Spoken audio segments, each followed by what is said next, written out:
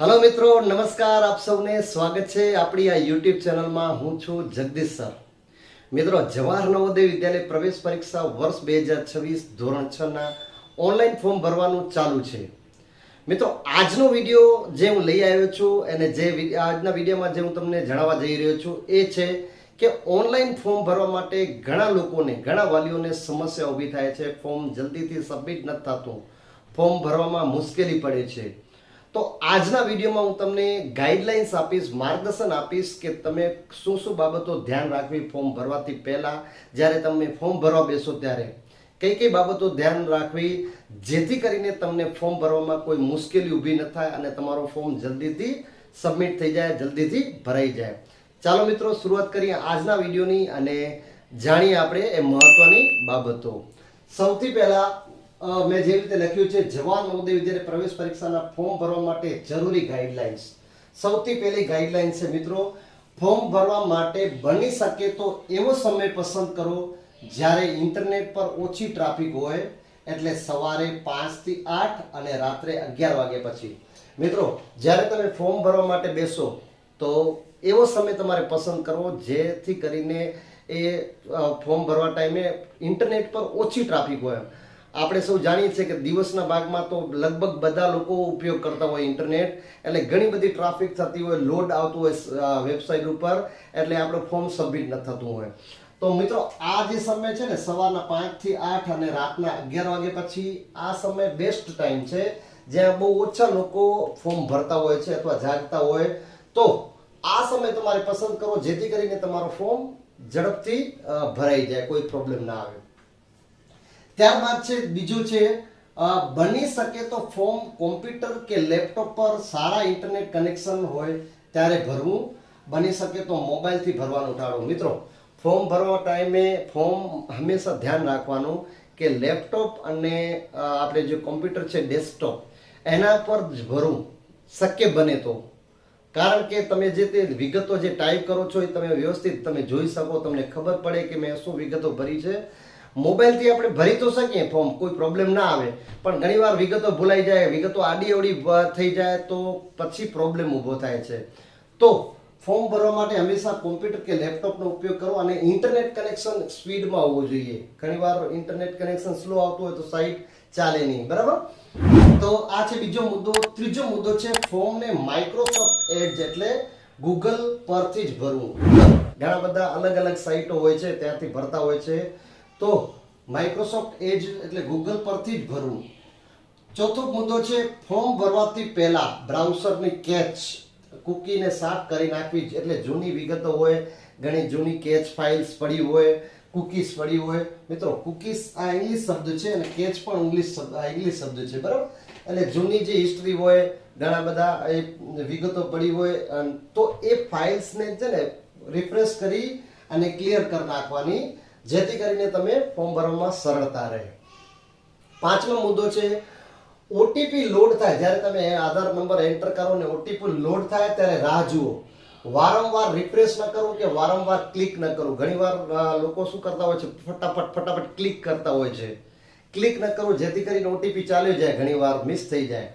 તો થોડા સમય માટે તમારે રાહ જોવી, વારંવાર ક્લિક ન કરવું।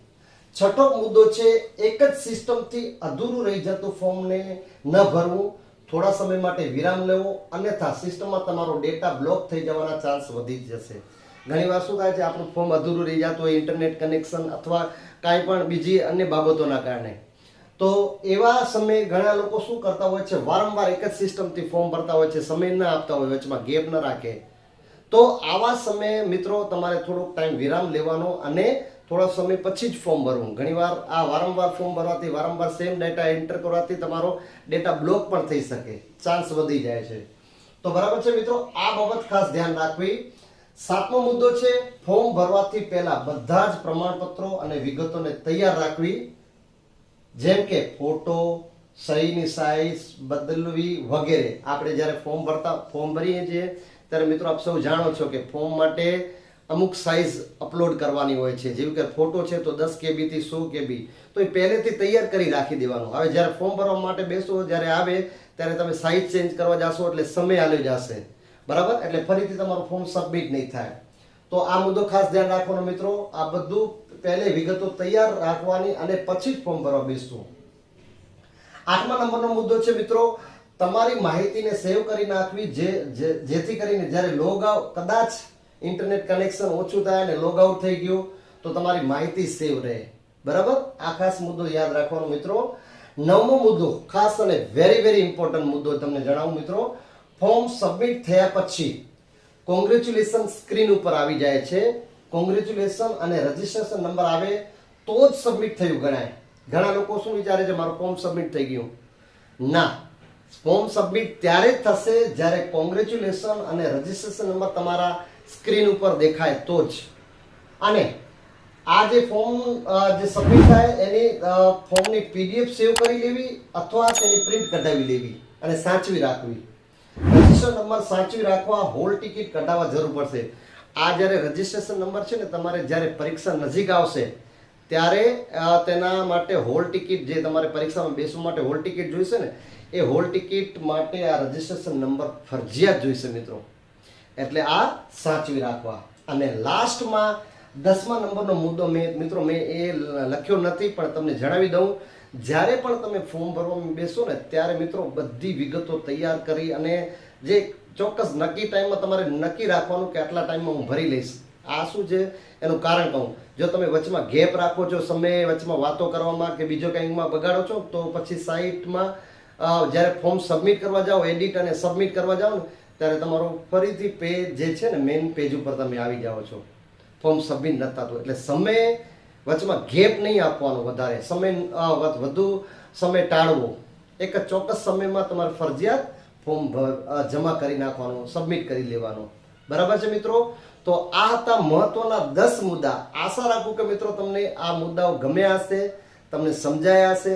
આ મુદ્દાને જો તમે રેગ્યુલર પ્રોપરલી ફોલોઅપ કરશો તો આશા રાખું કે તમને ફોર્મ ભરવામાં કોઈ તકલીફ નહીં આવે.